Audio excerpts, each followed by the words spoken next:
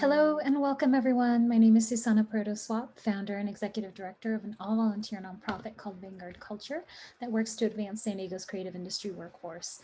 Vanguard Culture provides award-winning arts coverage, professional development for creatives, and unique cross-industry cultural events that create arts jobs, bring diverse communities together, and inspire creative collaboration.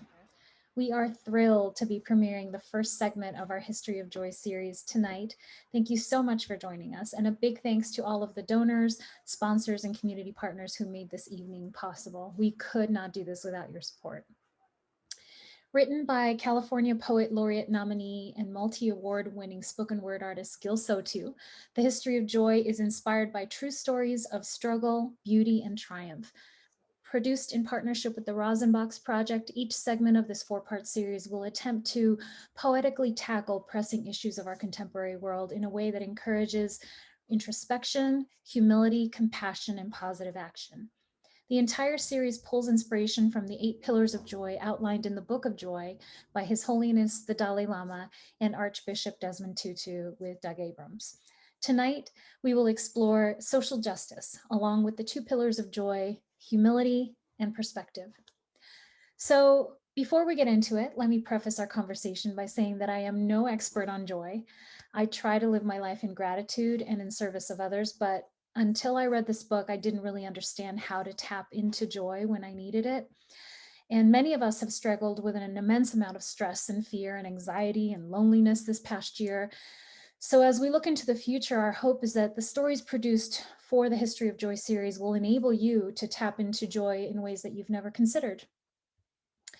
I should also say that Vanguard Culture is in no way affiliated with the Book of Joy, nor are we attempting to push sales for the book necessarily.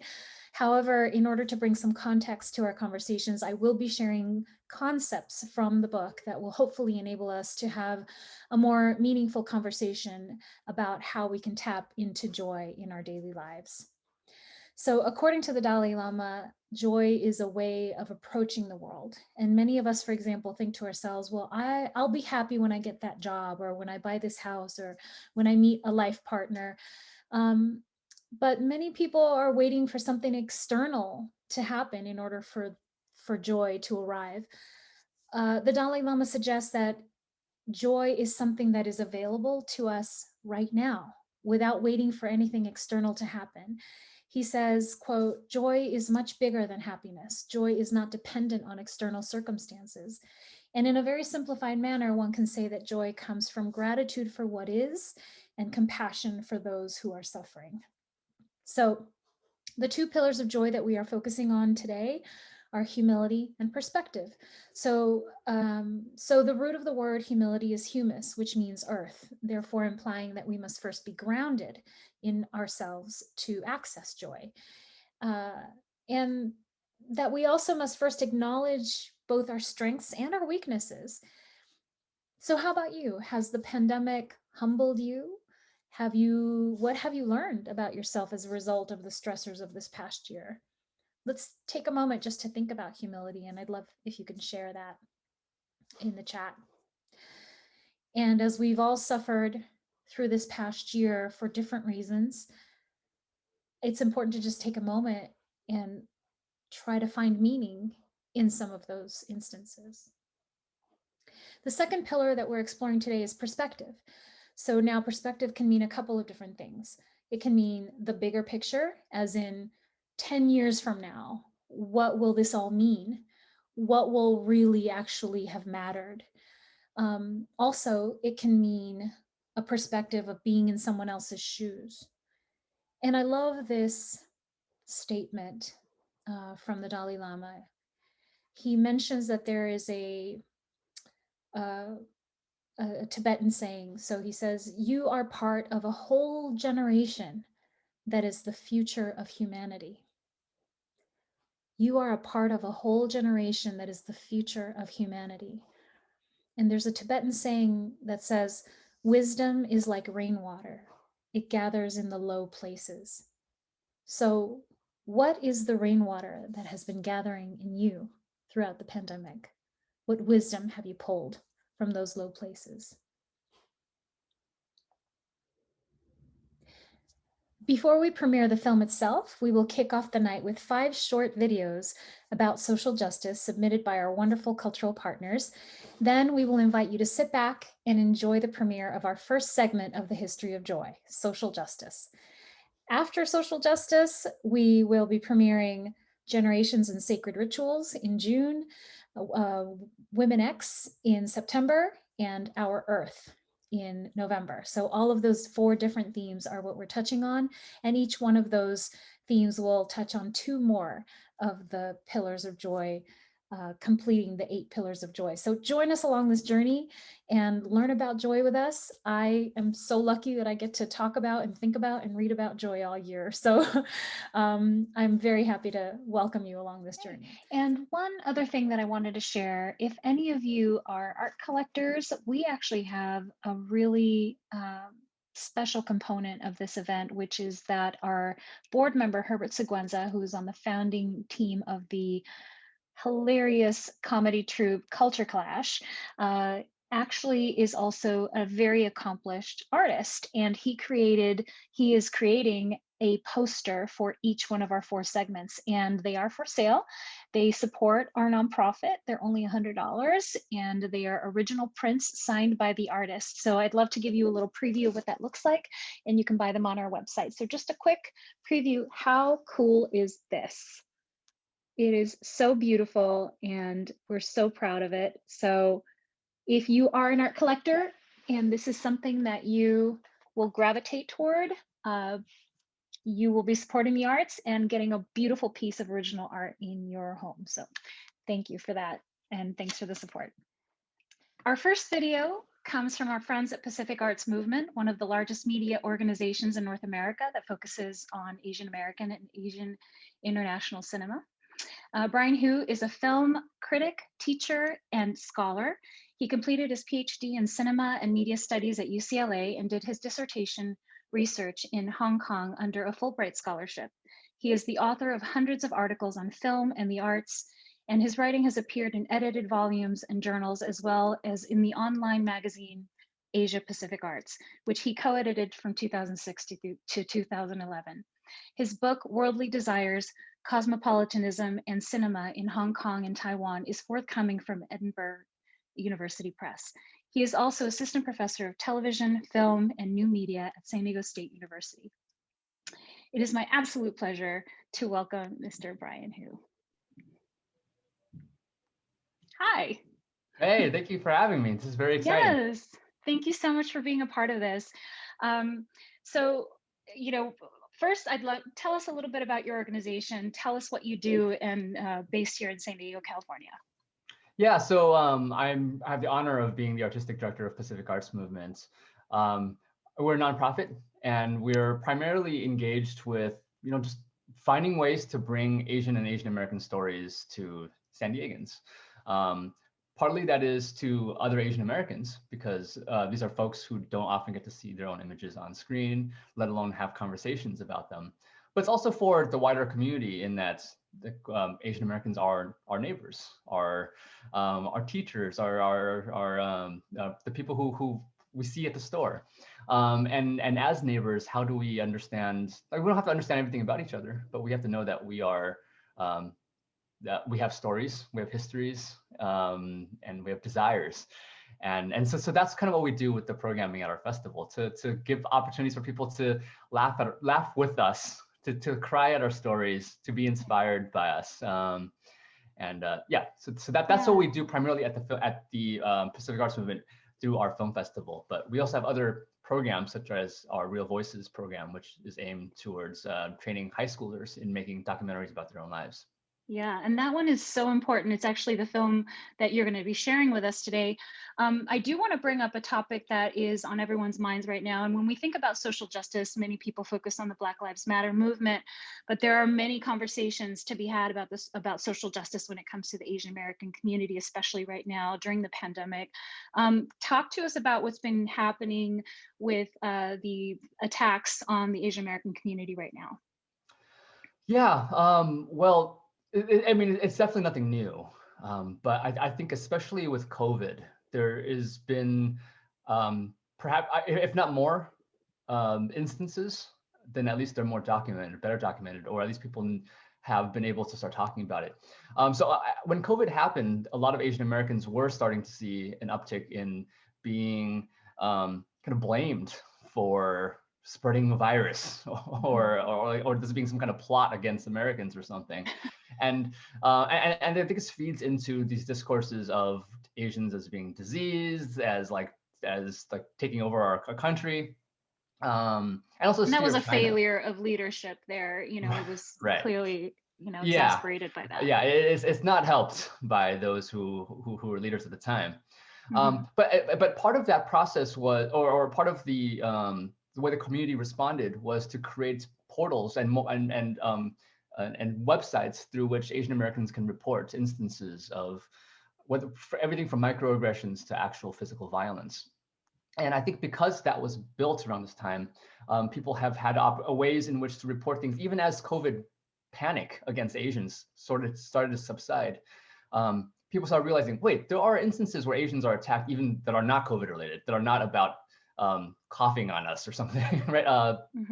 And so I think that's made people realize, wait, this might be something way more that's sort of part of the American way of treating Asian Americans, right? That's been going on for decades and centuries, and so that conversation has come to the fore, and I think that's really great that it has been.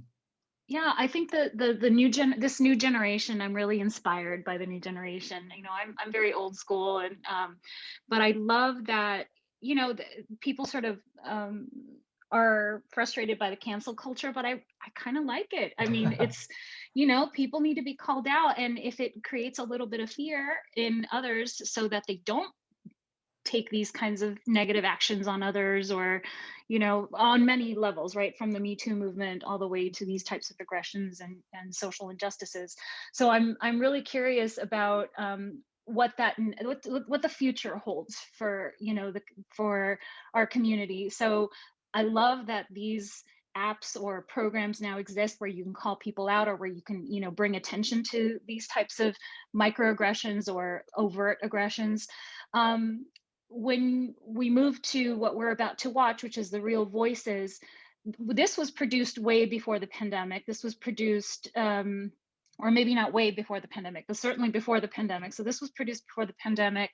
And what we're about to see, or at least what I experienced from it, was a calling out of an entire school district. And did you receive any backlash from that, from the district?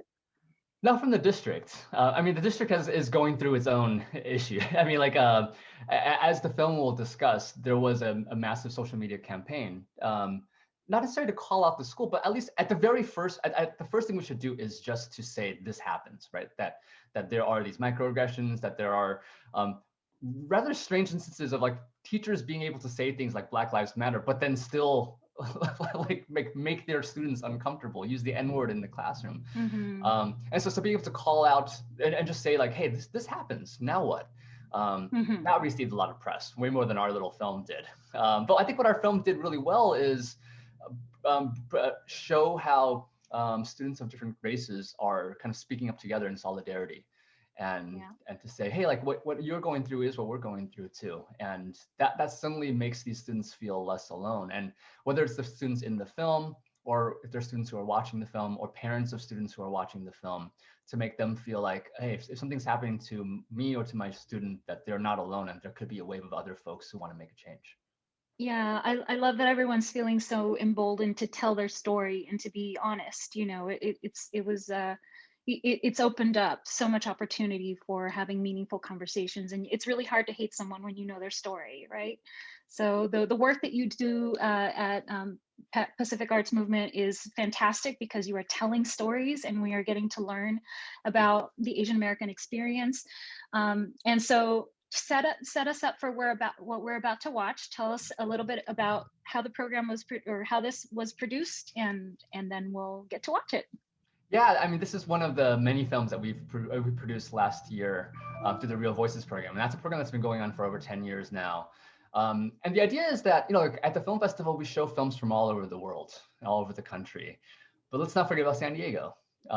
because Asian America exists here, but also, I mean, Real Voices is not just about Asian American stories. It's really about youth stories, and so every summer we have this documentary boot camp where students they enroll, and then they also get a like $500 scholarship.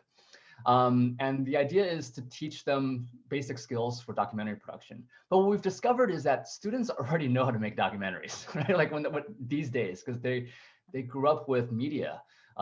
They grew up with YouTube. They know what it's like to film themselves and upload and to tell their own stories. So that what we've realized is we have to start kind of our role now is to align their interest in storytelling and align their kind of rudimentary abilities in media making with larger social opportunities or like the opportunity to tell a story that's going to help your community. And in this case, to help your school. And so the film Power Unified is directed by Haley Jose, who was one of the students. She herself was a junior at Power Unified School District. So it's not from the perspective of a journalist who heard about something happening and is coming in and trying to get the scoop. It's from somebody who, like, these are her friends, these are her classmates, and this is the school that she's gonna forever, like for the rest of her life, she's gonna be alumnus of Power Unified School District. And what does that mean for her, right? And so a film like this is, you can feel how personal it is. And so we started production on it probably in late spring, early summer of 2020, as things were making a transition. So this class never got the full boot camp experience of coming to our office and editing together. At some point, they all ended up doing everything remotely. It's like taking these classes remotely. So as you'll see, it's a mix of kind of in-person filming and like remote filming, like kind of like what we're doing right now. From home, so from their bedroom. We're total awe of like how these students adapted so quickly, just like they had to adapt to virtual schools and a virtual life. They've adapted very quickly and willingly, and with a lot of passion to filmmaking this way, because when it comes to telling the stories of your own communities, you have to do it however you can. Yeah, thank you. So we'll watch it right now. I want to ask you one sort of quick question, just as on a personal level, if I may. Tell us, what is your perspective about this moment? The bigger picture, like when we look back on this moment years from now, what do you think we're all going to take away from this moment? I anticipate like decades later, we're gonna think like, we're gonna be asked by other generations, like later generations, what was it like growing up? Like the way that we ask our parents and our grandparents, what was it like to grow up in a war or the Depression? And like when you ask them, to them it was ordinary. It was difficult, but it was also ordinary. And I think that's going to be the part of it that we're going to have to live with. Like that, yeah, it was really tough as we went along, but we still we still cooked. we still like found joy in our own lives. We've still like found ways to be friends and family members, even if it was difficult. And so it's not really necessarily saying like, we found hope and we're so strong for it, but just that like difficulty comes with survival, and survival is just the mundane experience of getting through it. And I feel like that is to be cherished, as opposed to just thinking, well, of course we did that. And I feel like a lot of what makes filmmaking so powerful is we could just like see, what do people's worlds look like? Like, what did their rooms look like? What did their hair look like? Something I think about a lot, right? And just things like that put in perspective what difficulty means and how it's experienced on a very everyday level. I feel like that's going to be part of our memory of it too. Yeah, and we connected so much more thanks to media. So thank you for everything that you do. Thank you for being a part of this story, and we really appreciate you and everything that you all do at Pacific Arts Movement. So check them out. Please, we will share in the comments links to resources if you want to support the Asian American community right now, links to Pacific Arts Movement. We'll share that all in the chat. So thank you again for being a part of this. All right, here we go. Let's watch the film. One word I would use to describe being a person of color in a white high school would be challenging. Defenseless. Lonely. Confusing. Neglected. One word I would probably use is isolated.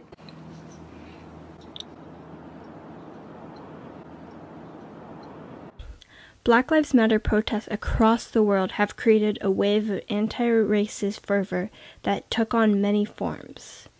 In Poway, it took form as an Instagram account that had the goal of inciting change through sharing personal stories of discrimination in the Poway Unified School District. The Instagram account @BlackandPUSD shared previous stories of incidents where students of color, specifically Black students, are targeted inside and outside classrooms.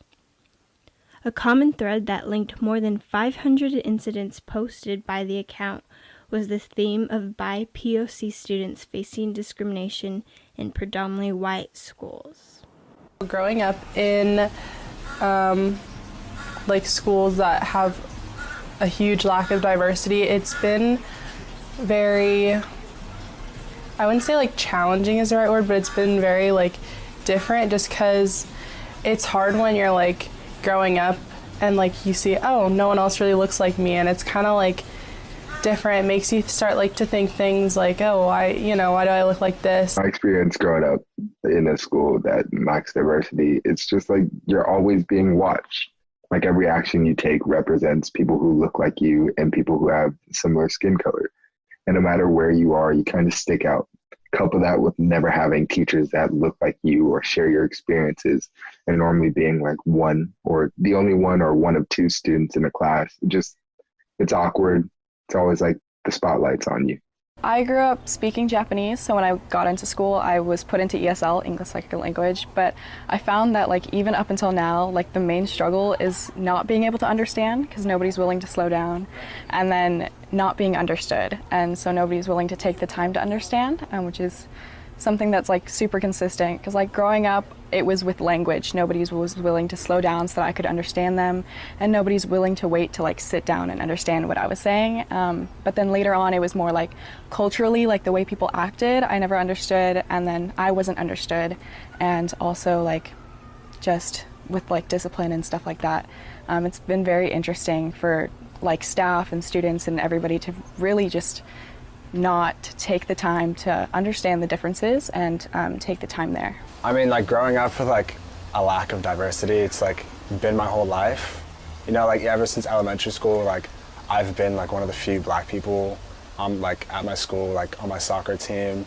And I guess it didn't really matter in elementary school because kids that young kind of see past color. But in middle school, it was tough because being one of the very, very few Black people, there wasn't a lot of support. I feel racism is a daily thing every day for me and for other people of color at school, especially at the football game, for example, the blackface. Tonight, controversy at Poway High School after a blackout-themed spirit event took what some are calling a racist turn. It happened at last Friday night's football game. I feel more people were angry at the fact that it was publicized than the actual incident. Yeah, everybody knew it was there. There were photos taken while he was in the crowd. But when somebody goes to admin and shows them what happened, it was silent. Nobody heard anything about it.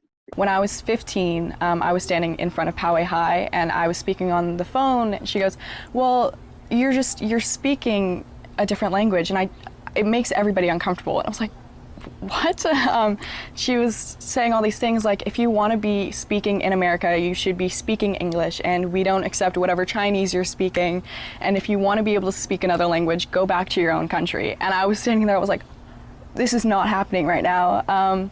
And I look over 15 feet away from me is the vice principal who's looking at me and then just turns away immediately. And I was like, oh no, and the principal walks by, nothing. And I see kids who were filming the interaction but not willing to step in. So I was standing here just covered in shock and shame and embarrassment while I was trying to defend myself. And I was fumbling over my words. And it was the first moment where I was this is not okay. This is so dehumanizing and disheartening. And it was, I think, the last moment where I actually took an experience of racism and stood up for myself and decided I wasn't gonna just internalize it and ignore it anymore like so many people had told me to do before. It's everyone comments on it. They always belittle me, like call me the N-word, especially like there was like this one sub, I was the only like Black person in the room, and they kept saying the N-word over and over, and like everyone was just like I couldn't really stand up for myself because nobody really understood. So I was like the only one, you know? So nobody really had my back there, so. Definitely a way to fix this issue. I think we just need to continue to educate students and peers about like these problems, about like microaggressions, about covert racism, because I feel like as we do like preach this at school, like these problems, but like people just aren't willing to listen. So I feel like if we just continually like tell them about it and tell stories about it, especially from like peers that they might want to listen to, that not everyone will get the message, but like a few people will get the message, and then like those few people will get it, and then the next time we do it, more people will get it, and then eventually like we'll just like plant like that seed in their mind, and hopefully like it will sprout one day and they'll realize like what they were doing was wrong and they'll change for the better. So. Just like be nice to everyone. There's no like reason why you should hate on anyone just because of what they look like or what race they are. I think that the main issue, like I said earlier, comes from ignorance, where we think that we're too young to learn about it and it's too sensitive a topic. But the fact that it is so sensitive is why I think it's so important to talk about it, because, kids will start to make racial preferences as early as 5 and 6 years old. And I think that's really the lack of exposure to diversity, especially in living in such a homogeneously white community, is where it stems from, because these kids don't understand differences, and they don't understand why kids do something a little bit differently because they look differently or they're from a different place. And so I think they immediately ridicule something that they don't understand. It's fixed with unlearning those unconscious biases that we created at such a young age, and then relearning in a way that empathizes with other people and looks to understand other people.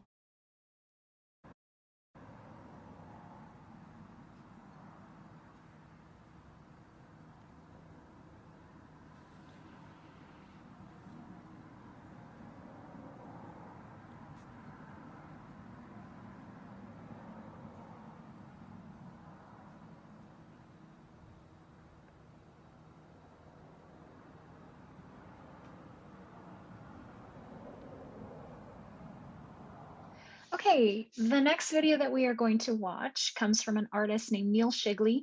We hosted an art shop talk with him. And when we think about social justice, we often think about the Black Lives Matter movement, as I mentioned earlier, but it also includes a variety of different disenfranchised and marginalized communities.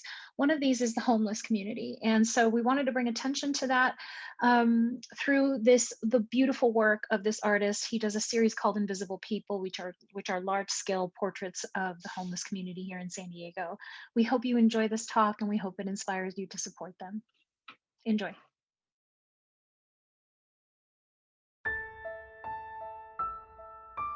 Neil Shigley is an accomplished San Diego artist, painter, printmaker, and educator. Much of his fine art has focused on the human condition and the human figure.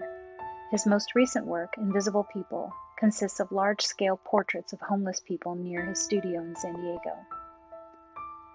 By capturing the incredible character that a tough life on the streets has given these individuals, he is also able to capture a nobility, beauty, strength, and vulnerability that anyone can find if they just stop and take a look.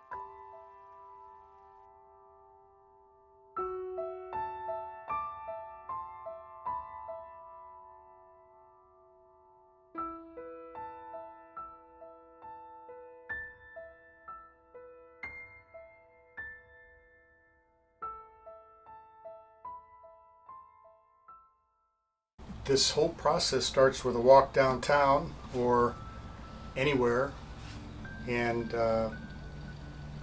approaching somebody who, in my opinion, the character on their face is something I'd like to deal with. And I'll pretty directly ask them, I'm an artist, I'd like to do your portrait. Some say yes, some say no. I will always give them some money either way. If they say yes, I will engage in conversation with them as long as they'll talk. I ask a certain number of very specific questions along with anywhere the conversation goes. I'll end that conversation with a photo. From the photo, I'll come back to the studio, do some drawings. I'll blow the drawings up, and that's when the carving begins. Well, they are block prints, large block prints that are carved into a plexiglass block.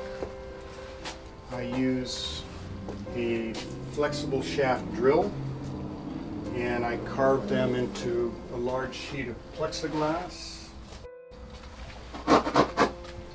Once that's complete, I roll it with ink, put a piece of paper down, hand press it, pull the print. Here's a couple that are ready to mount here. And once I print them, I will mount them onto a canvas stretched over a panel. And then I'll usually pour a pretty thick coat of some kind of a matte medium to give it some protection. When I went to art school, art center, I had an opportunity to do a free-form project, and I picked woodcut. And I went pretty big. I think it was probably 4 by 6, and I realized kind of how difficult the process was, but I really fell in love with it. Shortly before that, I'd been in Germany and kind of looked at a lot of the woodcuts that done by the German expressionists, which really kind of turned me on. So the first guy that agreed to let me do his portrait, his name was Willie, Sergeant Willie, Vietnam vet. He was sleeping on an overpass on the 5 freeway on Broadway, kind of tucked away in a little cubby hole. We talked for quite a bit. He was physically looked like he wasn't doing well, had quite a big eye issue. And of all of the people that I've met, and there's been a lot, each of them has this really, well, they have their own story. Using the word homeless in some ways, I think for me is a bit misleading. It kind of implies it's a big group, that they're all in it together, a club, when in reality it's Dave who has a problem with alcohol, it's Bruce who had a leg injury, couldn't work again, it's Ruth who left her house from domestic violence situation, it's Bella who was dragged around by her mother who was homeless, it's Eddie who has mental issues. So each has a really unique reason why they're on the street, why they may or may not be able to get on the street. Some of the stories are epic, some are really mundane. And I mean, when I think about it, the difference between those people and me or you, so there's no difference. Wake up in the morning, get dressed, have the day ahead of us, and find a way to the end of the day. When we look at other people and look for the things that are different, like I'm not like that, I never do that, it's easy to ignore them, forget them, cast them aside. But if we look for the things that make us alike, and there's so many more of those things, if we search for those things, if we embrace those things, it opens the doors for peace, open the doors for love. So I could go into so many individual stories about these people. Here's homelessness and COVID. This guy said 2 words to me in 20 minutes. This guy, I don't get it. He looked like he'd been in college, he had a career, he had a restaurant job, and here he is on the streets for 6 months. I know that when I go to bed at night and I pull the covers up, I feel pretty lucky. I know that I have a roof over my head for my family and myself. I feel pretty fortunate. When it's raining outside, it's cold outside, I'm always thinking about the people who are out there and living that life. And it's a complex issue, and I have no answers to this. And I think that for me, by showing this work, and as often as I can and speaking about it, perhaps somebody who's much smarter than me will have some answers. I've titled this series Invisible People, because for most people who encounter somebody in the street, they ignore them and they avoid them, actively make them invisible. So presenting them at this scale, it forces somebody in a room with them to confront these people and the situation that they and so many like them are in. So I think maybe what I've learned is that art has the power to focus attention. And when you focus attention, you can raise awareness. When that happens, change can happen. In a grand society, city, cultural level, all the way down to an individual where one person treats another person with respect.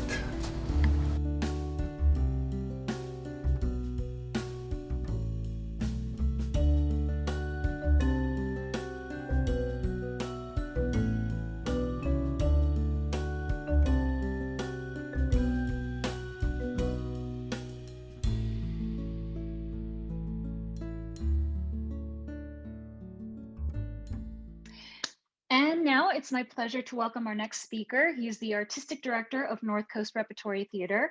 Born in a theatrical family, David has worked in theaters all across the country. And before joining the North Coast Rep in 2003, he has served as artistic director for the Los Angeles Repertory Company and the Arizona Jewish Theater Company. He's a veteran of over 250 theatrical productions across the country, both as a director and as an actor, not only in theater, but also television and film.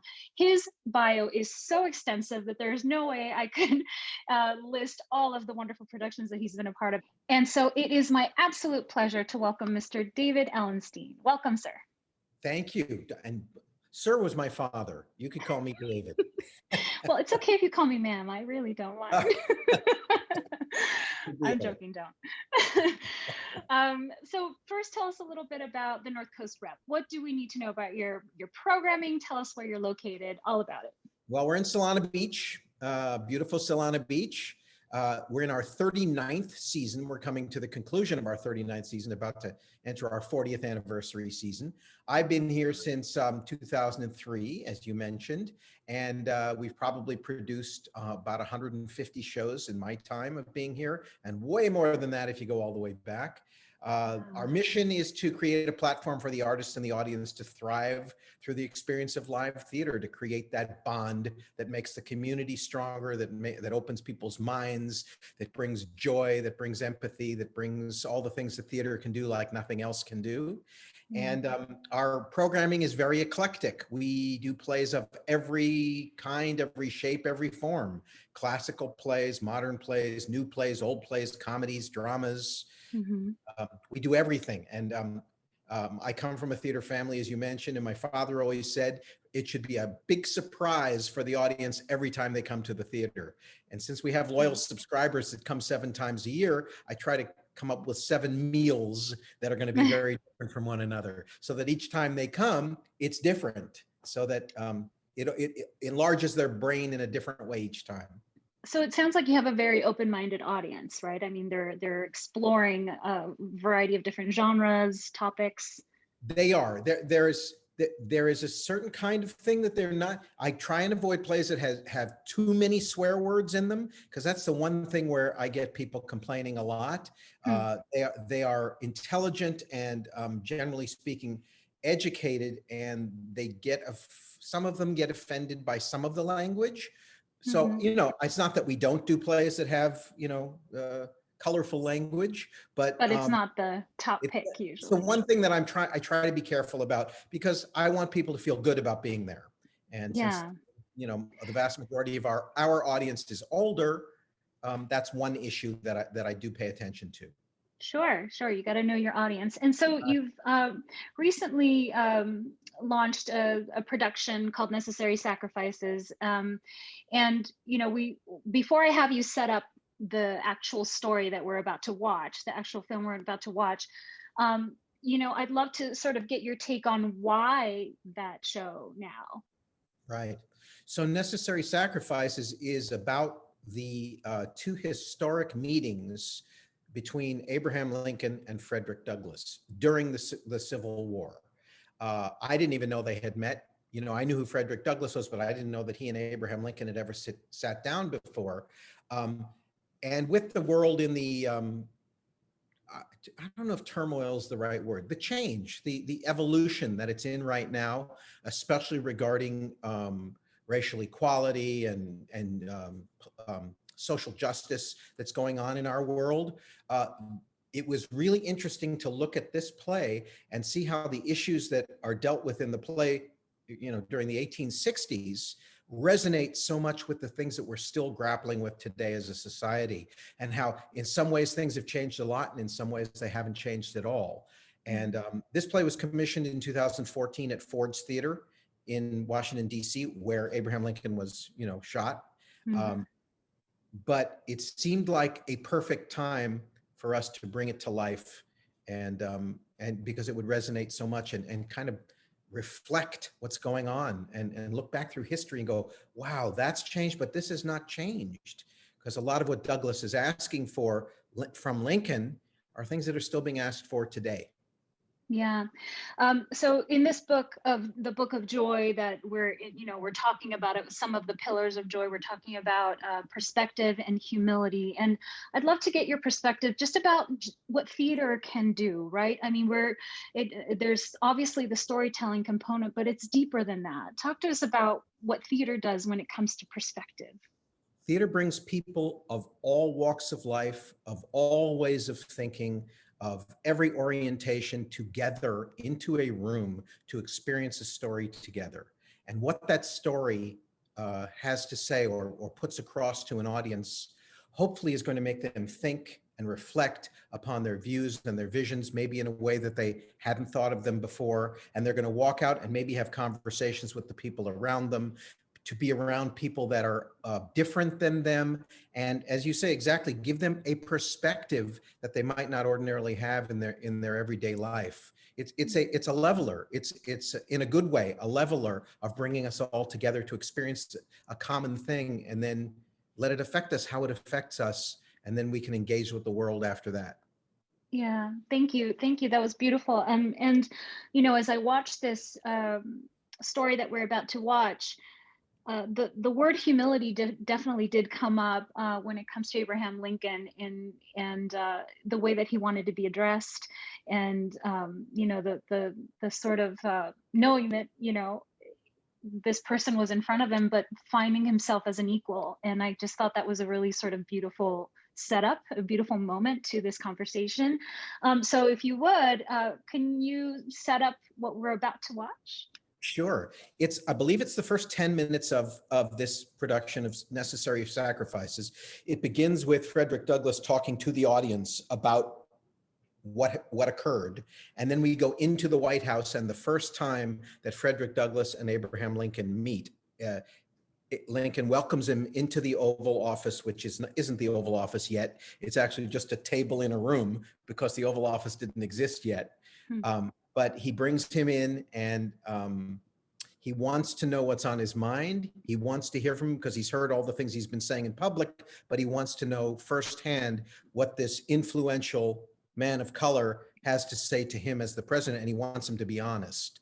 Because Lincoln wants to do something about it, but he's faced with the politics of it as well, so he's got to negotiate his way to try and make a change. And Douglass wants the change to happen, forget the politics. So they're kind of at loggerheads, even though they both have the same end in mind. How they're going to get there is quite different. So what you're going to see is the beginning of that conversation that happens between them. And for those that want to see the full production, is that still available to people? It isn't right now. It probably will be again. We had it available for almost 6 months, and our license expired, but we're talking about maybe revising it and then putting it out again in the near future.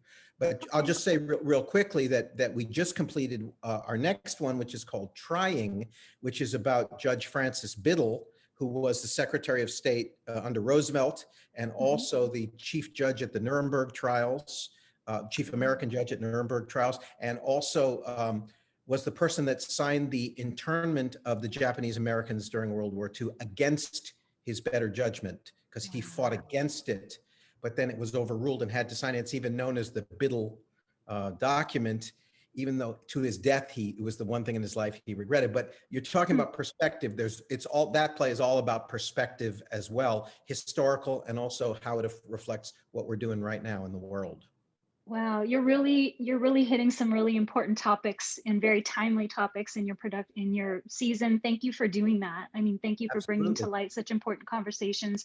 And so we are going to turn and see this little segment. I hope that it becomes just that little bit of a teaser that gets you following the North Coast Rep. We're going to put all of their information and website on the chat tonight.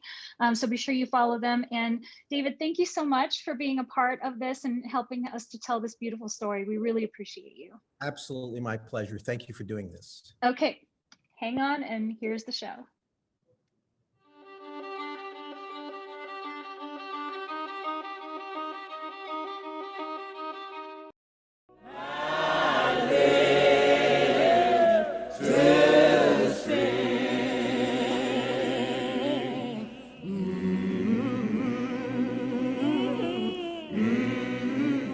In the days of my bondage on Maryland's eastern shore, the home of my master, Colonel Lloyd, was called by the slaves the Great House Farm. The house itself was the grandest building my young eyes had ever seen, and few privileges were esteemed higher than being chosen to do errands to the Great House Farm. The slaves selected to go were particularly enthusiastic, and on their way they would make the deep pine woods reverberate with their wild songs.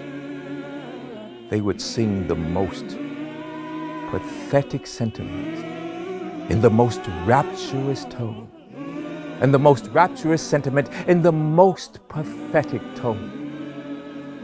My own singing was pathetic in its own way, but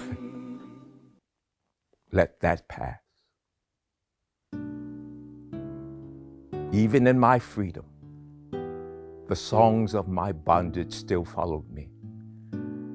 They followed me from the given name of Bailey to the chosen name of Douglas.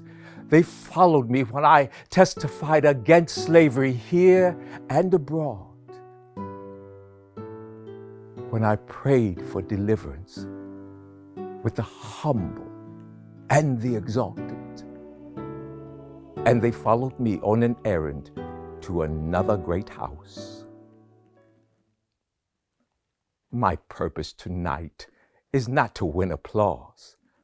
I am one who thinks the best friend of a nation is he who dares to tell his countrymen the truth, not don the popular garb of patriotism to excuse her sins. And so I strove to do with Abraham Lincoln. I am loath to close. We are not enemies, but friends. We must not be enemies. Even as his words echoed, the music from my own life reminded me that the mystic chords of memory stretching from every battlefield and patriot grave are not the same for everyone.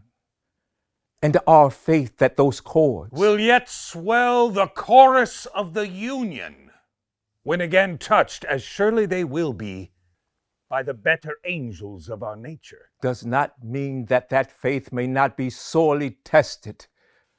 When he said he would save the Union, without freeing any slave, I would do it. And if I could save it by freeing all the slaves, I would do it. And if I could save it by freeing some and leaving others alone, I would also do that. When he told us that we were the cause of the conflict, consider what we know to be the truth. But for your race among us, there could not be war. And that we should leave the land in which we were born. The place I'm thinking about for a colony is in Central America, very well suited to your physical condition.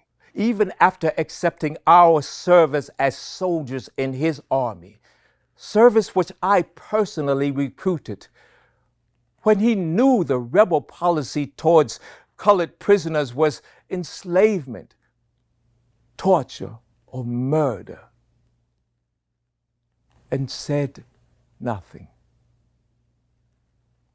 When we saw all this and more, we were stunned and grieved, none more so than myself. So it was in the long, hot summer of 1863 that I was finally induced to go to Washington and lay the complaints of my people before the Secretary of War and the President of the United States. The great house, and I the only dark spot on the stairway.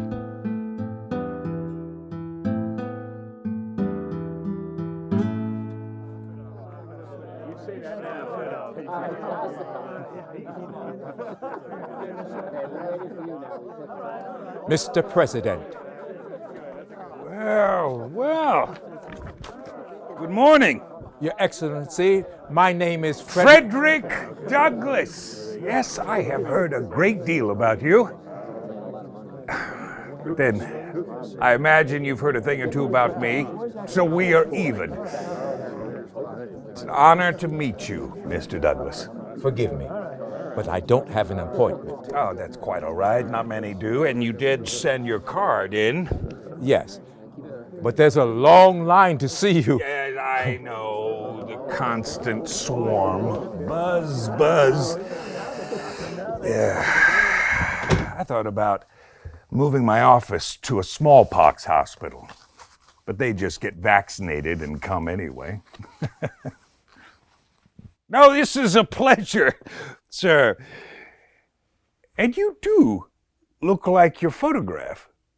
So do you, sir. Alas, I keep hoping for better results, but the camera insists on telling the truth. That's why I prefer it. Well, please, come in. Have you traveled far? Very far. I live in Rochester. Oh, that's quite a journey just to see me. I had others to see as well.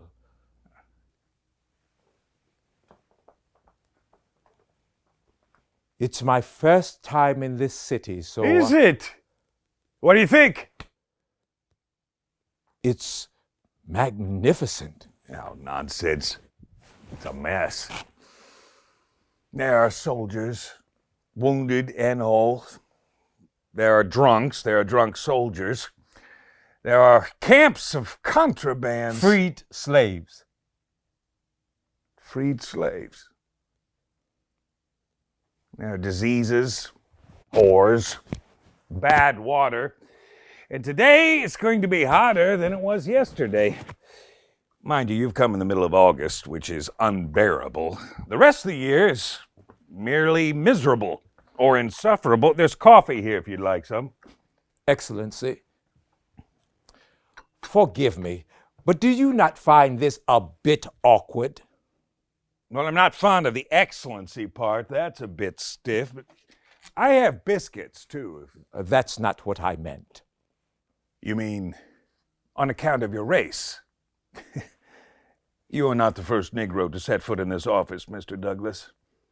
I've had Bishop Payne of the AME Church. I had a whole delegation of colored men from the city for a very fine conversation. Yes, I read about that.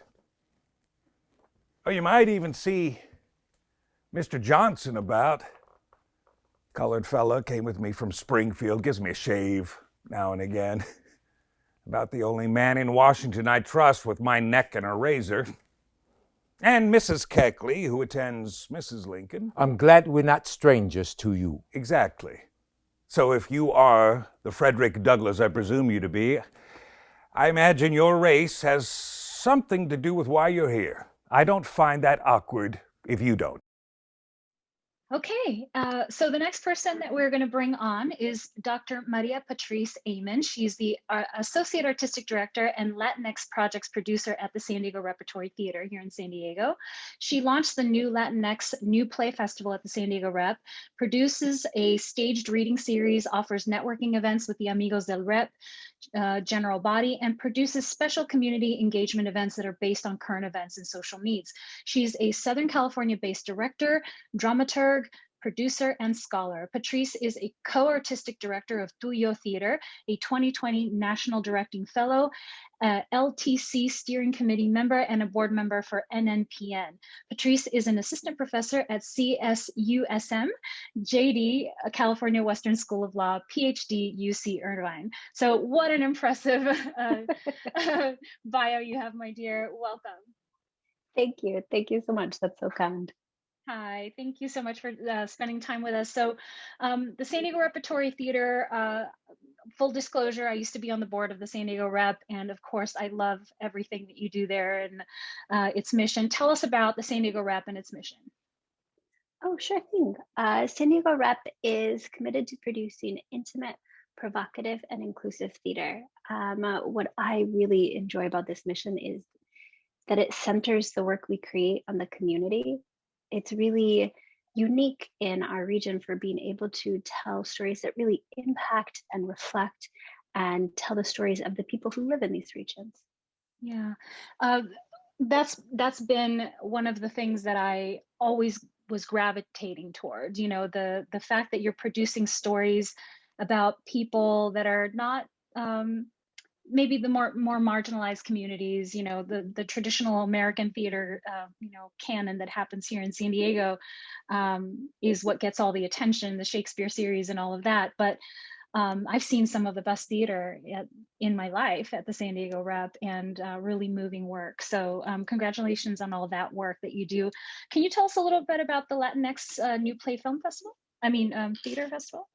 Oh yeah, the festival was started going on 5 years ago. We'll be heading into our 5th year, and it is a festival of new play.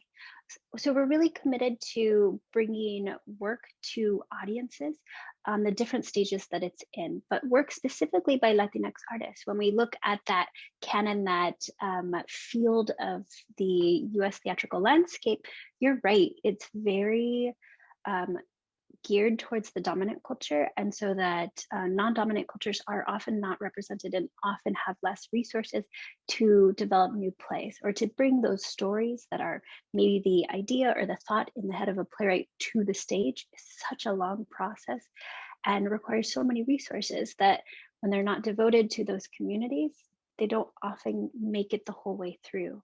And so the festival is really dedicated to giving an opportunity to new playwrights, emerging playwrights, and also established playwrights to bring their pieces to audiences, to get together with artists and to workshop and to work and to tweak and to really invest in new work.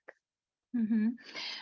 And you have another series that we're actually going to watch a little bit in a couple minutes. So this is called We Are Listening. You started this series shortly after the murder of George Floyd, I believe, and you know, a lot of people were feeling a little more empowered, especially people of color were starting to feel a little more empowered to voice their concerns. But you know, traditionally, when you voice your concerns within an institution, you feel like you're going to get some pushback. Tell us about that experience of creating that project, and did you get any pushback from the administration? Oh, great questions. So the process came about, again, like you're saying, in that summer of cultural reckoning.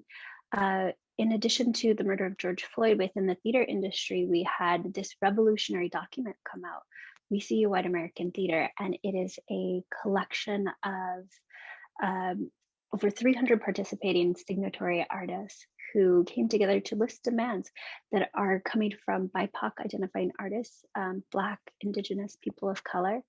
And these demands are very far ranging and also very simple, from things as big as we need pay equity to things as small as when we're doing a show with Black actors, we should have people who are familiar with Black hairstyles on those shows.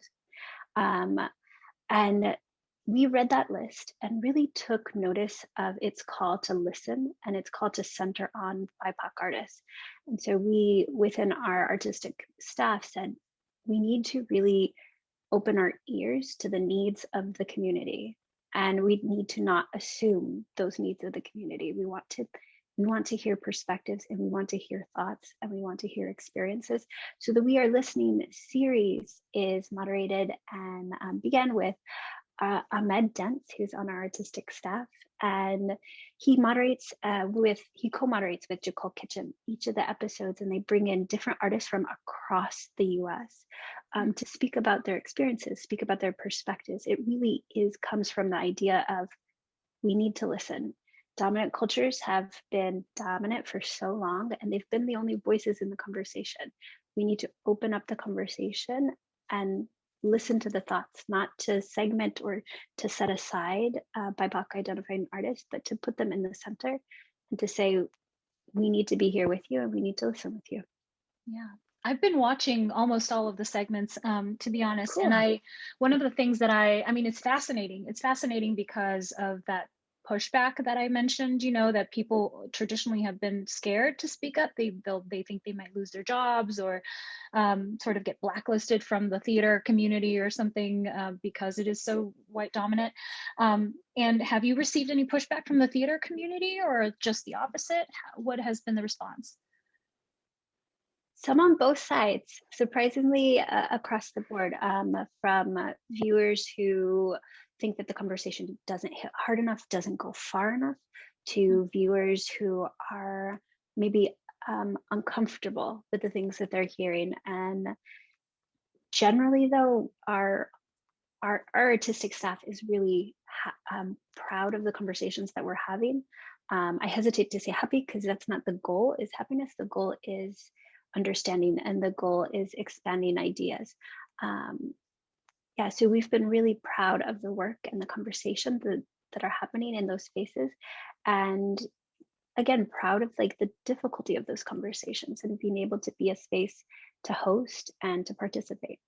Yeah, and if I understand correctly, this is a partnership across theaters, right? It's not just the San Diego Rep? Yeah, Who's all participating? It's a partnership with San Diego Rep, the La Jolla Playhouse, and the Old Globe. All three have contributed both time and space and funding to really engage conversations and bring artists within each of our different networks together in the conversation. Yeah.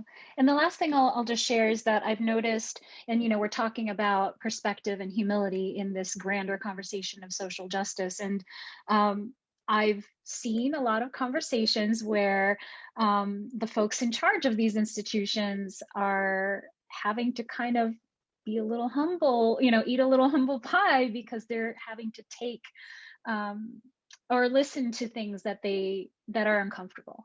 I feel like that's part of the growth process, right? Is to put yourself in a place where you're like, I don't know everything. I don't know what it is to be a Black person in America. So I'm just going to listen. So that sort of component of listening is so important. And I really appreciate the work that you all are doing. So with no further ado, we'd love to, is there anything that we need to know before we watch the segment?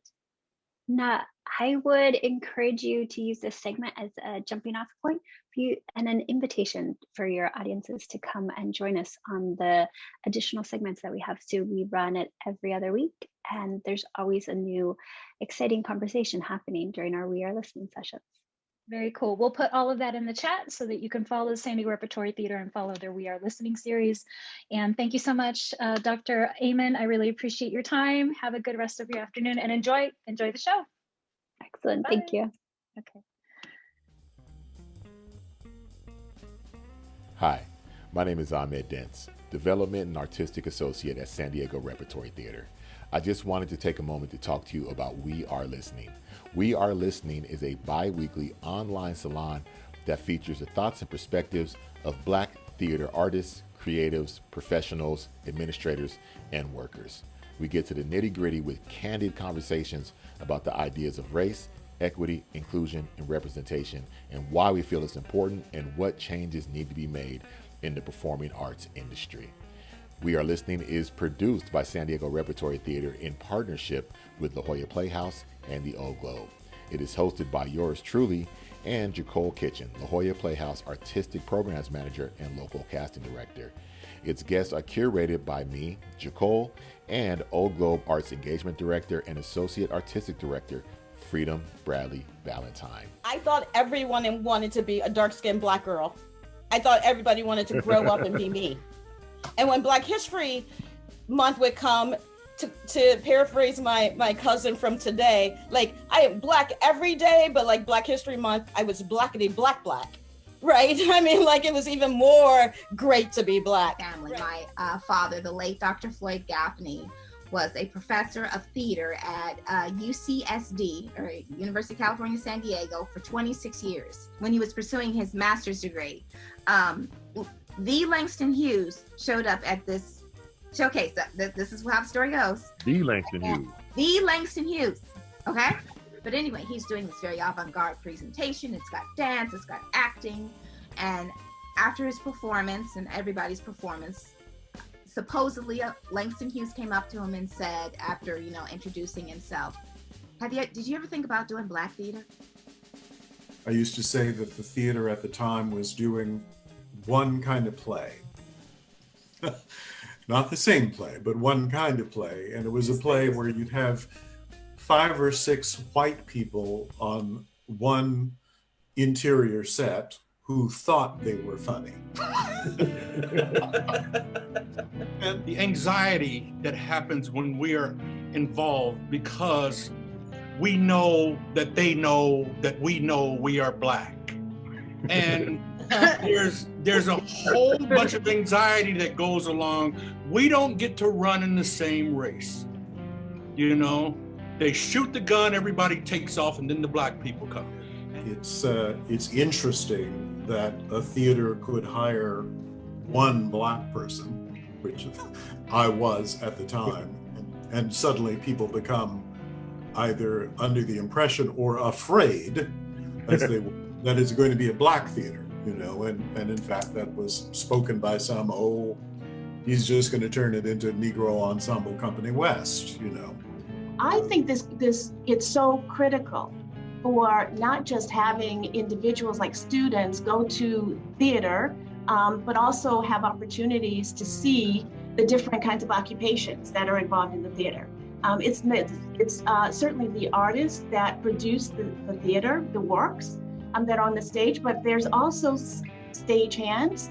There's individuals who work with lighting. There's a business office. There's a marketing and communications arm. And so sometimes people are just not aware, and that exposure is so critical. We're avatars for people who don't speak up like us. We just happen to be very loquacious and very outspoken people that work in this thing. Like we just happen, you too. We just happen to be people who are very outspoken, and we really speak up for ourselves and our colleagues, but everybody doesn't speak up like that. Everybody doesn't have the courage or thinks they're going to lose something if they do that. We're just all either just, too thick-headed or too dumb or too whatever. It doesn't matter. We're going to say it anyway. It was never my intention to turn it into a Black theater or Negro Ensemble Company West, but it certainly was my intention to make it a far more diverse, culturally diverse, aesthetically, artistically diverse theater than it was at the time. And that's the thing I'm proudest of in my 20 years, is we really did accomplish that and became something of a model for what I believe American theater should be and what they're struggling now to be. I saw myself represented on stage by these incredible Black actors. So I didn't know any different in terms of representation because he was already doing that work. Mm-hmm. So for those conversations that I found out later, like when James Baldwin came into my house, I was like 10 or 11, and I'm sitting on the floor staring at him. My mother said, all you did was stare in his eyes. I was so embarrassed. And I was like, Ma, I was 10 or 11. Like, he had big eyes. I was fascinated. Leave me alone. But we're all learning in this, and we're all looking at what's lurking inside to move this whole theater community forward, because that's what we are. We are a theater community, from the workers, from the board members, from the theater goers to everybody. We're all in this community, and I think that's really important to remember. So I thought that every place was my place. People died so that could be true for me. People bled so that could be true for me. So if I wasn't invited to the table, I found a way to invite myself. I crashed the party. I feel that we are considered to be Black, whatever, directors, actors. I sat at a table when I tried to start a theater, and I've tried to start a lot of theaters, a lot of projects I've tried to do in this town. And I sat at a table and in La Jolla, and one of the ladies, one of the donors said, I just want to ask a question. Why don't you go and start this with your people? And it stopped me because I thought my people were theater people. No, I was just like, I'm exhausted being a Black person, but I'm exhausted trying to be a Black person, trying to prove myself that I'm worthy to be in this field with the rest of you. Right. And that's a constant struggle because of what's put in my face, right? Exactly. I used to think other people's ignorance is not my problem. Right? But what I'm learning is in this current moment that other people's ignorance is my problem. That I have to be I have to call out the things publicly that I maybe used to call out in private. I think that's where I am right now. You can check out past episodes of We Are Listening by visiting sdrep.org/listening, where you'll get links to the actual videos of our conversations as well as links to our podcast. So please check out We Are Listening. For more information, again, visit sdrep.org/listening. Okay, and now it's my pleasure to welcome the Executive Director of the San Diego African American Museum of Fine Art, Mr. Guidi Finney. Guidi served 4 years as Managing Director for the North Coast Repertory Theater in Salada Beach, where he was responsible for the fiscal management of the organization and all aspects of human resources. During his tenure, despite the national economic downturn, the theater grew and did not have to compromise quality programming. Upon his departure, the theater was in a strong financial position. From 1997 to 2007, Mr. Finney served as Assistant Director of the San Diego Museum of Photographic Arts, the MOPA, here in San Diego. And during his final year, he served as MOPA's Interim Director. He served on the Port of San Diego's Public Art Committee from 2002 to 2008, which is when he and I met, and he chaired the organization in 2006. He is the former president of the board of directors for Balboa Park Central, a nonprofit organization tasked with the coordination of numerous institutions occupying the park and the visitors they serve. In 2014, the Balboa Park Central merged with the Balboa Park Conservancy. Guidi currently serves as secretary of the board of directors. In 2013, Guidi was responsible for reestablishing the San Diego, California African American Museum of Fine Art, and Mr. Finney holds a bachelor's degree in from Augsburg College, a certificate of the French language from Collège International Académie Française, and a Juris Doctorate from the William Mitchell College of Law. So welcome, Mr. Guidi Finney. Hi. Hi. It's been a while. Hi. Thank you for being a part of this. I appreciate your time. I tell you, it's been so long we've known each other. It's kind of amazing that we still are in the mix. Yeah. I'm an art warrior as you are as well, art warriors. Yeah, we are. The arts community is so small, you know, and it's just such an honor to know you this long. I was just reading your bio and realizing, oh wow, you know, we were back in the Port of San Diego days. So thank you, thank you again. I want to get right into it. San Diego African American Museum of Fine Art. Tell me about your museum. Tell me about your mission of the organization. Well, the San Diego Museum of Fine Art was started some years ago by Shirley Day Williams, and when she passed away, it just lay dormant. And back in 2014, myself and a few other people got together to revive the museum. And we revived it because there has been a change, quite a bit of change since I first came to San Diego when we were first involved with the San Diego African American Museum, because the population shifted a bit. There was a lot more. When I got here in '93, for instance, there was Black radio stations and there was Black nightclubs, and all of that stuff's gone. Not only that, but even the relationship to the arts. I mean, I didn't see it. So versus complaining about the lack of arts for African Americans, we decided that we would revive it, and we would be bringing to San Diego what I consider the best of the African American diaspora art around the world and bring it here. So we try to maintain that. My philosophy is for the museum is to start at the top and try to stay there. So we really try to keep ourselves at the top of the art chain, if you will, in terms of what kind of art we will be displaying. And that's not the easiest thing to do because, people want us to be local, but we really aren't. We want to bring the best art to the locality so that the whole community can experience and see it. And thus far, I think we've been successful. We have worked with all the major museums in collaborations. We work with the Contemporary, with the Menge, with the Veterans, the History Center, SDMA, all of them. And when we do it, we bring a different population to those museums. And we do it in such an excellent way. We've always been invited back. Yeah, they've been very successful exhibits. You've brought up attendance way higher than some of their traditional exhibitions. Is that right? Yeah. A lot of the art people don't go to those museums, so when we do it, they're welcome. And it's really been an honor to work with those museums and to bring the kind of population to those places. So I'm excited about it. The museum continues to try and do things like that, even through the pandemic. It's so funny because we're a museum without walls, and that's why we collaborate. So, in fact, it seems like all the museums now are without walls because of what happened with the pandemic. So we've been kind of, you were ahead of the model. You were ahead of the game. Yeah, it's been level, so to speak. So we will come out of this pandemic like butterflies. We are in a cocoon, so to speak, and we have lots of ideas for things coming up and that we will be doing. So stay tuned. I know you have a lot going on and a lot of wonderful exhibitions around the corner that you can't quite share yet. But we will be adding their website and all their social media handles on the chat for tonight's event. So be sure you follow them and follow everything that they're working on. Why don't I give you an exclusive? I'll give you an exclusive.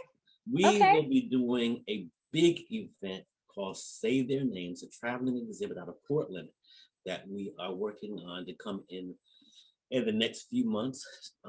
It's a beautiful memorial to those people who have died as a result of police brutality and civil rights issues. Yeah. Such an important moment in time, and thank you for bringing attention to this beautiful story that people need to know that it's not just a bunch of people. These are humans. These are people with lives and futures and visions that are no longer here with us. So it's an important thing that you're doing to be able to honor them. First time I've said as individuals. First time I've said it publicly to anyone. So you got the exclusive, Vanguard. Thank you. Thank you for sharing. Thank you so much. And so, look out for this exhibit. It's going to be in San Diego in the next few months at some point. So we'll share that as well on our social media channels. So I want to just bring up this quote that I really love from the book that I wanted to mention. It comes from Archbishop Desmond Tutu, and it suggests we're talking about joy, we're talking about humility, we're talking about perspective.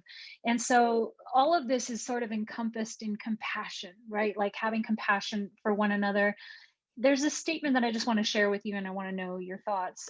So Archbishop Desmond Tutu suggests that as we discover more joy, we can face suffering in a way that ennobles rather than embitters. We can have hardship without becoming hard. We can have heartbreak without being broken. The difference lies in whether we are able to find meaning in our suffering. So, as art starts to respond to these moments in time, these difficult, troubling, things that have occurred in this past year, like the murder of George Floyd, it's up to the institutions and the arts organization and the artists to find meaning in this suffering and to be able to take us to that next place. What do you think is that next place in this conversation? Yeah, I think that we are in a place of teachable moments. I mean, teachable moments. I remember Obama when he was president, and there was a gentleman who tried to get in his house and was approached by the police and is trying to get in his own house. And versus a big fight, what they did, they had a beer outside on the porch. And similarly speaking, when we approach these times, because even when you look at the George Floyd protests and the Black Lives Matter protests, what you saw was a myriad of people of all kinds. And what it's telling us is this is the change that we need to make, but we need to be teaching each other about. Racism is a sickness. You can get better. You know, it's not inherent. You can get better by knowing and understanding and learning and being involved with other peoples.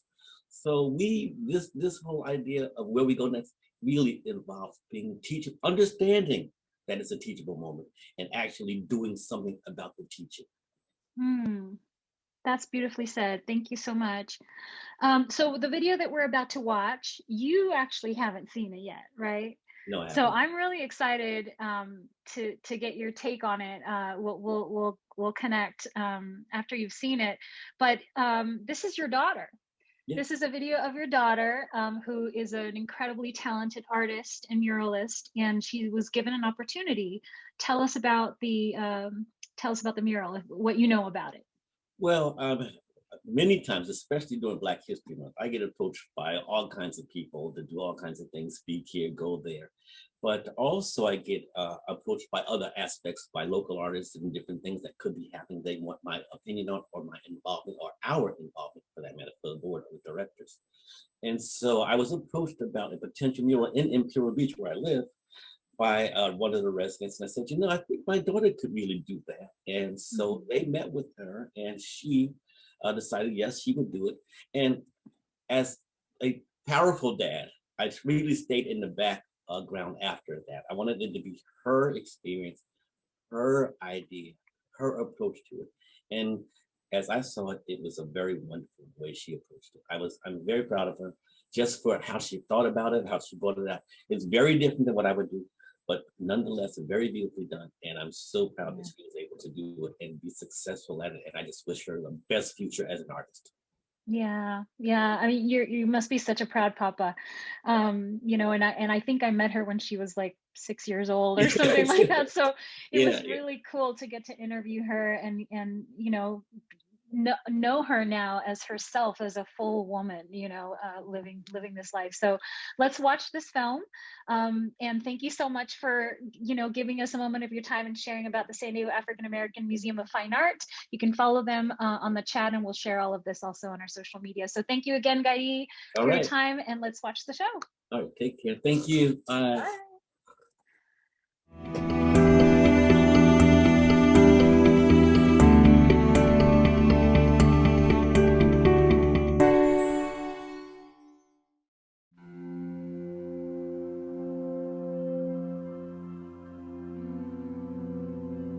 My name is Milan Finney.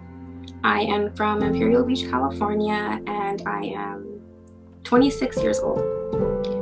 I have been drawing ever since I was a little girl. I have these fond memories of laying down on the carpet in our house and having a drawing pad.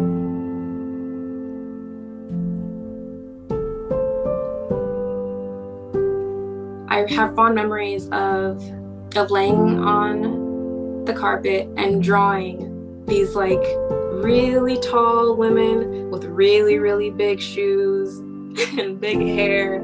And that was the beginning. Maybe I was like 3, 4, or 5 years old. And as time went on, I explored a lot of different types of artwork. I always was using my hands. I always was looking at cartoons, and I found myself super fascinated with animation. I remember the day that I learned that George Floyd was killed by the police. And I remember thinking to myself, is this real? Is this still happening? And it's so crazy because after a certain amount of times you hear about it, it hurts the same every time, but it almost becomes normalized to think like another one of us is gone. And I realized also that there was, for me, a reoccurring thought: why can't we be seen as people first? Why can't we be seen as mothers and fathers and children and cousins and whatever our occupations are, and artists in my own case? I was presented with the opportunity to paint a mural by an artist, Yesenia, who found me through my father. And when I was presented with the opportunity, I thought, oh my goodness, what am I going to say? When people look at this mural, I want for them to see what the reality is. The wall that's most visible from the main street has Gianna Floyd's face on it, George Floyd's daughter. And next to her face, there's a circle that I call the circle of statistics. And on the outside ring, it is a representation of the amount of Black people that live in the United States. It's 13.4%. The next inner circle represents the amount of Black people in the prison system, which is a third of the prison population. The inner circle represents the disproportionate likelihood of a Black person to be killed by the police than somebody else. They're 3 times more likely. After that wall, there are more walls that talk about who we are, that talk about all of the things that make us such colorful people. The next wall, there's 2 children who look up towards the following wall that has figures of all kinds of people doing all kinds of different things. There's a man proposing to a woman. There is somebody watering their plants. There's somebody tossing a baby into the air and waiting for them to come back down to catch them. There's somebody playing soccer, somebody diving into water. It's all of these different kinds of people. And I think that we should be seen that way first, for who we are. I learned a lot about myself in this process. This was my first outdoor large-scale mural ever, and it was 6 walls.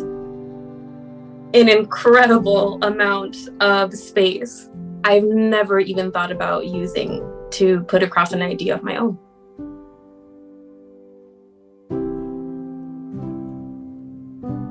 I learned the truth about how I felt navigating the world as a Black woman. There are some things we just grow up knowing, especially as Black people. There are some things that just happen. You walk into a room, people just look at you. They're curious about you. People ask questions. Sometimes they're uncomfortable. There are some areas you just don't go to. Sometimes you walk into a room and you get a vibe and you're like, I need to leave here. This isn't safe for me. Sometimes the police will stop and look at you. We'll look over at you in the car. We'll drive past, might make a U-turn. We live with this. But I found that once it was known that I, a local even, was making a statement about race, about racial inequality in Imperial Beach, I found myself feeling scared, feeling unsafe, wondering if maybe I'd be next. Turning over my shoulder, my heart raced every day that I was at that wall. I couldn't be there alone. I remember that. I remember days when I showed up by myself and made sure that while I was there, I was quick. I didn't let anybody walk by who I didn't meet eyes with. I stayed far away. I had a taser. I learned exactly what that vulnerability felt like in its most raw form. And that was hard, because you can't walk away. And I knew that it was for me, but it was also for every other person who saw that and said, I feel you. I needed someone to say that.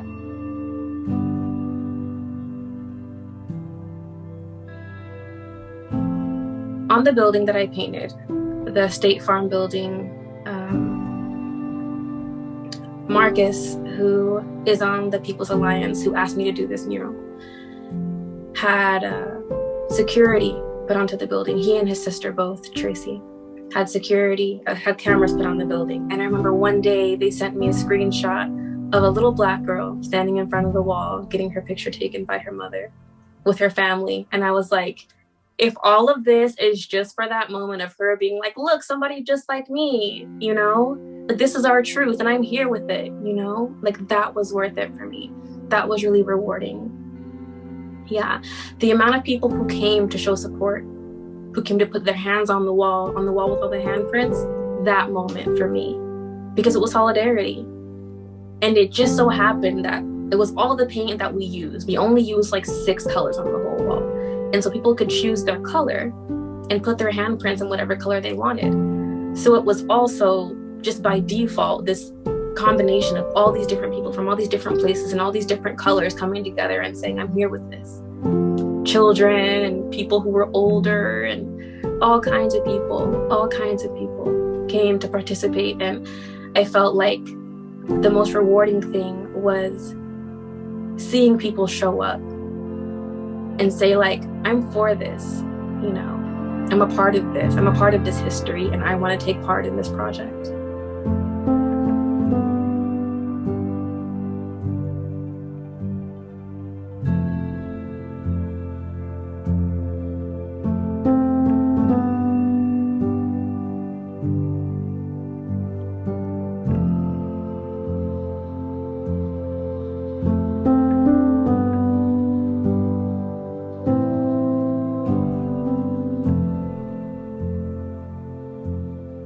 There are so many ways that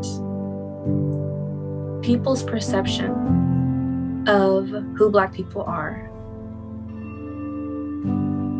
denies us opportunities. And as a whole, I would like to see Black people feel like they can show up as they are and be accepted. I would like for Black people to be seen as human beings first. There are no things you can make assumptions about with Black people, and I would like for people to really begin to understand that. That's my hope, and everything else that happens after that is good. If you can see me as a person first, and we can move forward, everything that happens after that is good. We can figure out the rest of it. We can work out the rest of it. But first see me as a person, and then let's talk. I'm very grateful to all of the members of the People's Alliance who gave me the opportunity to paint this mural, who supported me all the way through, who backed me up in moments when I was feeling anxious and made me feel loved. I'm also thankful to the city of IB and all of the community members that showed their support, and all of the donors who made sure that we had everything we needed to make this project happen in its entirety.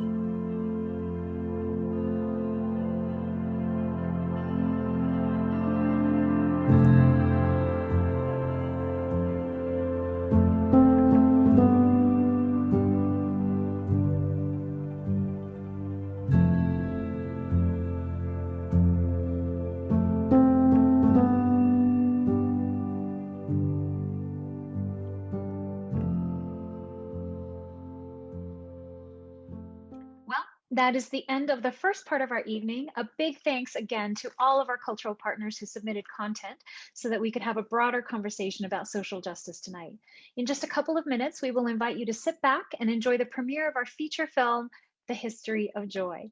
We invite you to experience the rest of our series throughout the year, where we will explore generations and sacred rituals, womxn, and our earth. And just as tonight, each segment of the film will be accompanied by creative interpretations of the theme by some of San Diego's most innovative organizations in dance, theater, opera, puppetry, visual arts, and more.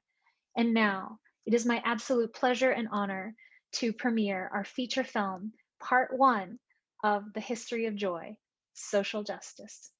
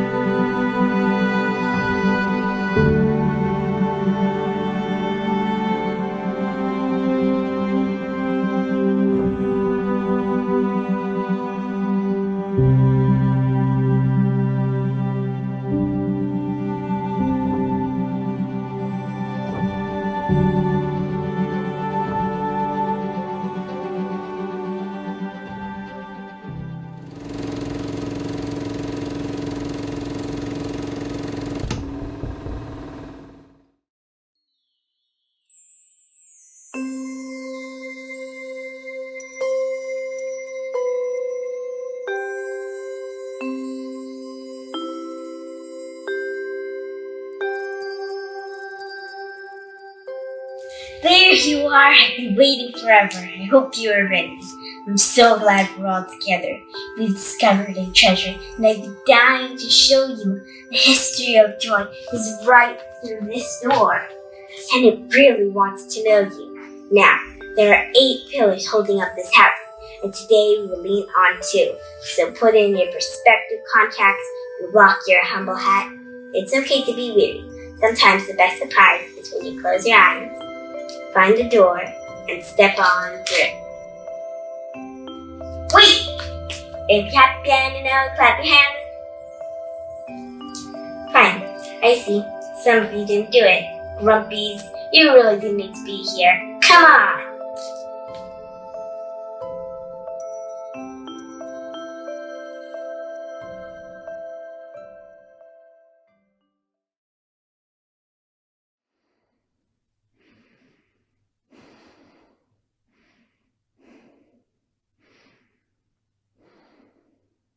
You ain't never breaking us!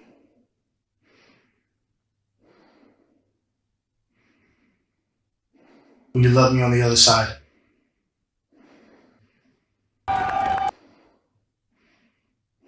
Will you love me on the other side? Will you love me on the other side?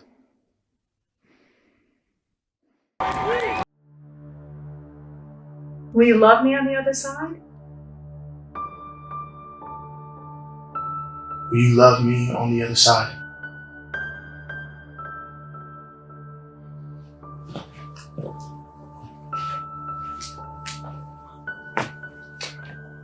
The muted sounds of our protest signs scream so loud they punch porous holes into the clouds. The east side of me prays for rain so we can delay this game indefinitely. The west side of me is always ready to ride for what I believe in. Regardless of where my spirit is currently residing, it seems to be such a beautiful day to chant our petition into the sky in hopes that someone who matters hears me. It feels like such a long time since we've been heard.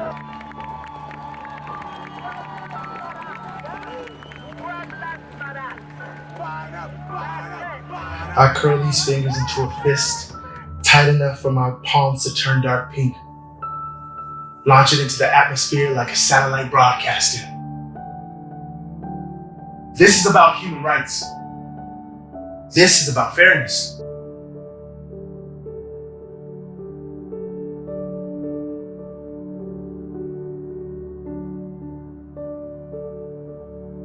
There is no backing down. My knuckles attempt to beat the air until it forfeits.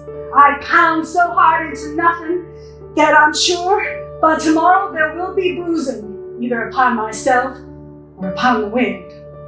But that doesn't matter now. There's so much at stake, so somebody's gotta win. Sweet baby Jesus, it feels like such a long time since we've been heard. It's gonna be a day where I can loosen at least 2 of these damn fingers into a peace sign. But we ain't there yet. There's gonna be a day where we can laugh about all of this. But we ain't there yet. There's gonna be a day where your cousin's gonna marry my cousin. Or you're gonna walk into my place of business. Or we're gonna pull up to the same light, listening to the same sports talk show. And remember this, unnervingly beautiful day of protest and smile in remembrance. But guess what? We ain't there yet.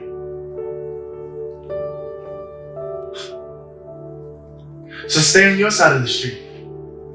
Or just go home. Yeah, I see. Hands curled into the same shape as mine. You bastard. You bought my whole style.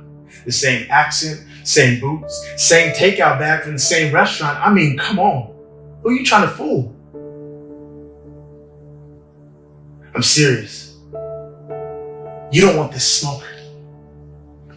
I spent all 2020 getting nice and steamed. I'm a teapot you don't want to touch right now. Hey! I said, stay on your side of the street. and I'll stay over here with the same folk. God knows I'm on the side of right.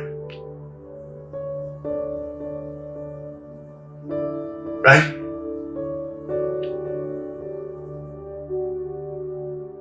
Listen, it's not that I hate you. I don't hate anybody. That's not what I'm about. I'm yelling about love. You hear me? Don't you get it? I'm yelling about love, but you're not listening. I'm talking about how love is supposed to be stronger than this hate, except you're not letting it. That's what they taught us, right? Hell, we went to the same school. Our churches are blocks from each other. But all that shit you talking across the road is making it really, really hard for me to love you. That sign you're holding is making it hard for me to love you. I won't put mine down until you put yours down first.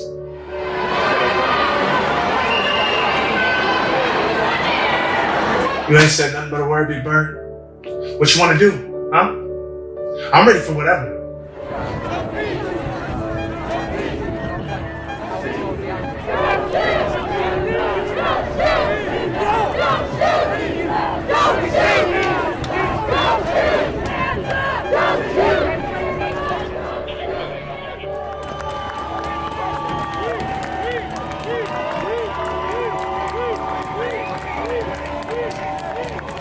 When I was young, I always wanted to know what it was like to be a turtle.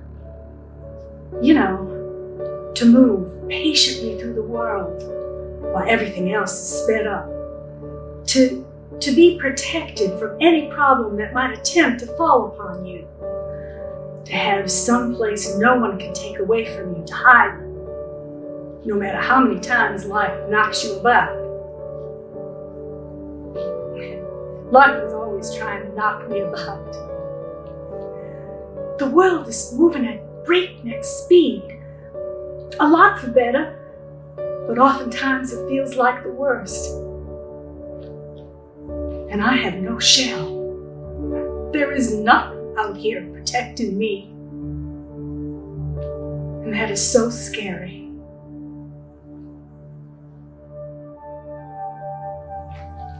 So when I was young, I always wanted to know what it was like to be a rabbit. Not the fat cage ones that had their spirits broken a long time ago. I'm talking about the wild jackrabbit. The ones that move so fast that no predator, no parent, principal, or policeman can catch them.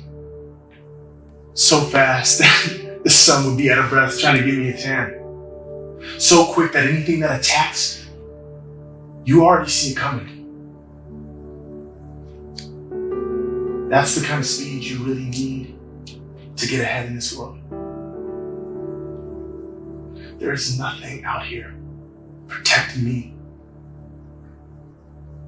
And when I realized that, it was absolutely frightening. This is a crazy idea, but... What if just this once? I mean... I was yelling at you about love. All I want is to make damn sure. I'm not forgotten.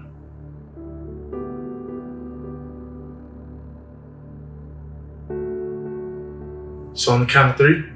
Okay, but I'm not going to stop fighting for what I think is right. I know. I'll do the same. We'll be part of this dance for a long time. But if you don't try to purposely step on my toes, I'll avoid yours. And we can have fun disagreeing until the song is over. Okay, until the song is over then. Who knows? Think about it. Arguing with you may be where joy lives. You are so corny. Are you ready? We'll meet in the middle. You ain't never... 1.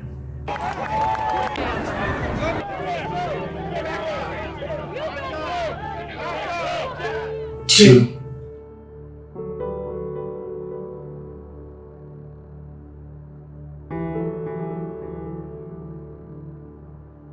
3.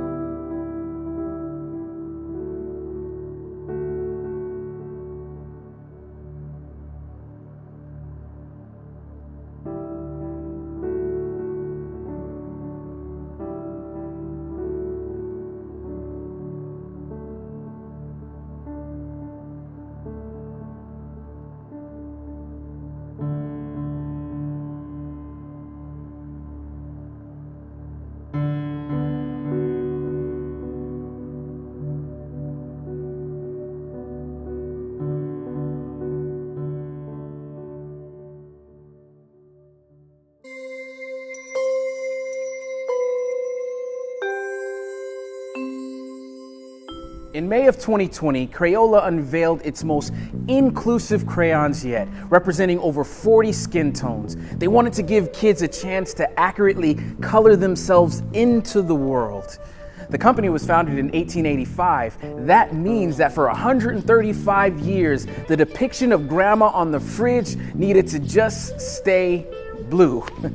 That means someone at the company has wanted this for years, and it took the country tearing itself apart for the executives at Crayola to want children to feel wholly put together. That means the hue of their skin wasn't a mistake, but more so just the perfect shade of masterpiece. Most important, this means there are a lot of debris on the tracks, but we are moving in the right direction.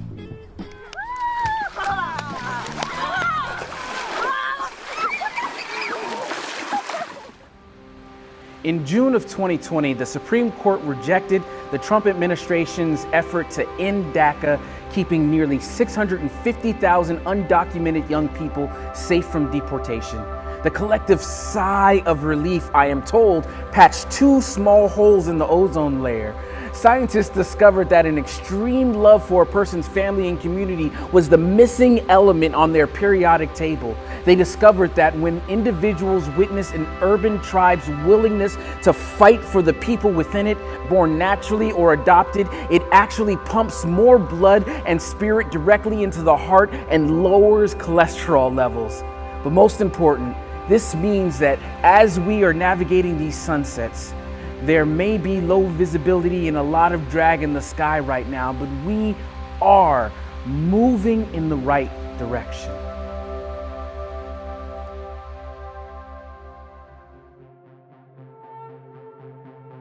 In November of 2020, the election saw the most voter participation in 120 years. Not even a pandemic could stop folks from having their voice be heard. Social justice wasn't just a buzzword. This ambitious idea of equality was spreading faster than the virus across the country, swarming to protect our colony.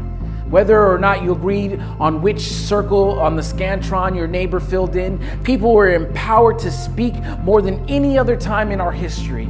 That means that even if some sang a bit off key, at least they were trying. At least they attempted to care. Isn't that what we wanted for so long? Yes, there are a lot of pollution in these waters, but we could still navigate by the sun and the North Star. And I am confident we are moving in the right direction. The history of joy is constantly being told in many languages across many lands. May it land on you.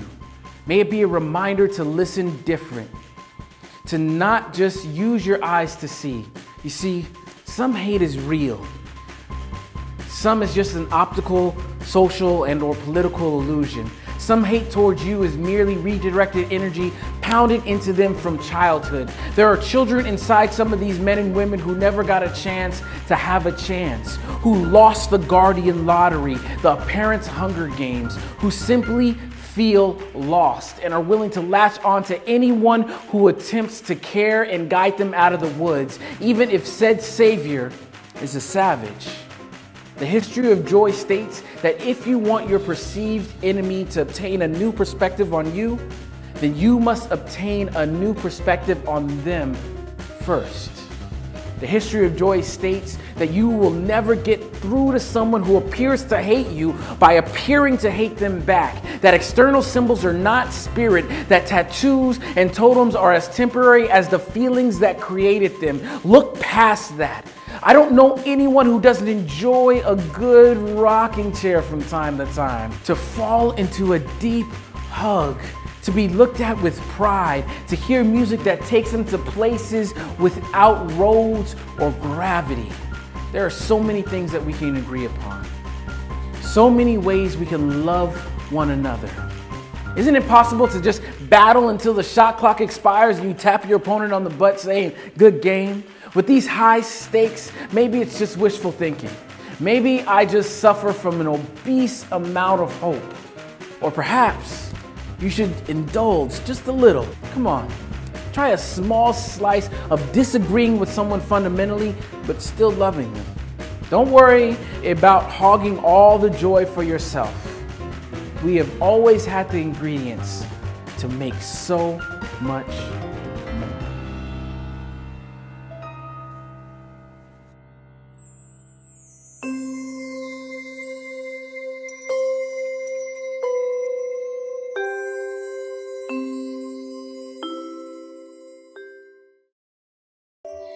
We made it. It was so much easier to show you what the history of joy is about than try to explain it.